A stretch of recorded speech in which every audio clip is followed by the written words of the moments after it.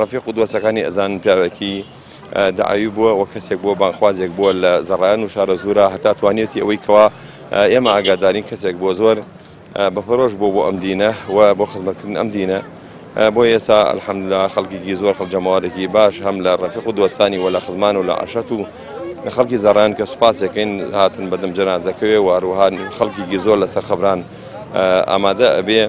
و تەشییع جەنازەی کرا بەڕێزەوە ئێستا بەڕێ خراپەرە و گۆڕستانی زەڕایان لەوێ ئێنێژین سوپاس بۆ هەموو لایەک سوپاس بۆ خەڵکی زەڕایان بۆ هەموو دۆستەکان بۆ ئەوانەی کەوا بەشداریان کرد لەم پرسا ئێمە هاوخەمی خۆمان دەرەبڕین چونکۆم کەسایەتێک بوو هەروەها ئەندامێکی دڵسۆزی کۆمەڵی ئیسلامی و مامۆستای دەستگای نووری حیکمە بوو سوپاس بۆ هەموو لایەک مامۆستا فازڵی هەرگیز لە یاد نەچوو نمونە و هێمای سەرکەوتن و خۆڕاگری وەسیەتم بێت بۆ هەمووان ژیان نامەی ئەم پیاوە بگێڕنەوە بۆ مناڵەکانتان لە جیاتی ئەوەی خەڵکانێکی فلیم و